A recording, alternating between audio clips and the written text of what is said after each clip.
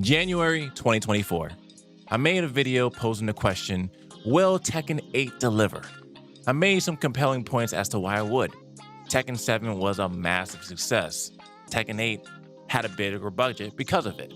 Increased visuals, add character lore, you keep Tekken, boom. Simple, right? I also did mention the heat system was the big unknown, considering Tekken has never been an aggressive, in-your-face kind of game. Bandai Namco would have some challenges to balancing that with Tekken's core identity, and we all know how that has gone so far.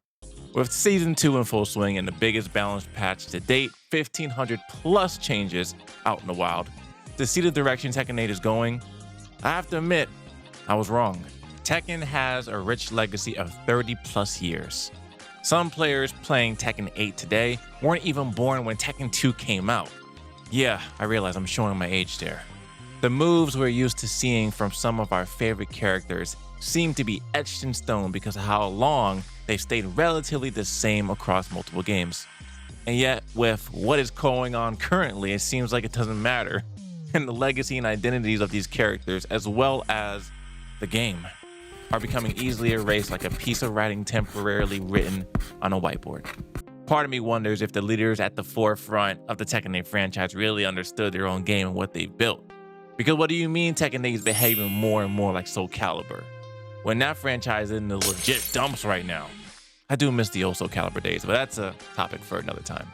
It's pretty visible considering Soul Calibur and Dead or Alive developers are on a development team.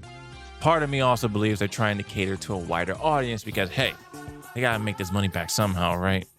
Big shoes to fill with Tekken 7 being the most successful Tekken to date, right? But you're abandoning the foundation you laid down for multiple decades. And for what? While there were gripes about Season 1, it was solid. Of course, there were some moves and oaky situations that were pretty overpowered, as well as chip damage being over the top. Overall, characters played the way they were supposed to. Attacks didn't just whiff for the heck of it.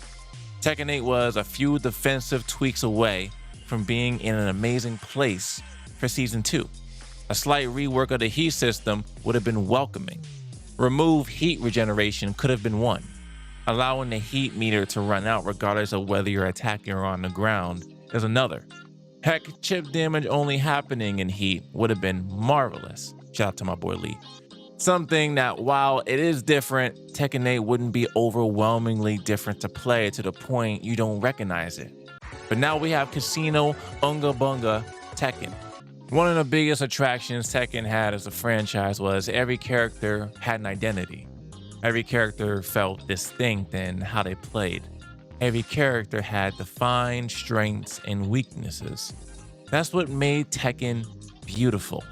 You are trying to run your offense and I am trying to counter that with my defense and vice versa. Take Brian, for example, a character known for being extremely difficult to play because of his reliance on having good fundamentals and good timing against the opponent. Brian wants counter hits. When he gets those, that health wire going down fast. He's never had good lows either. His main one was hatchet kick. Then in the latest patch, he gets a full crouch low hatchet kick.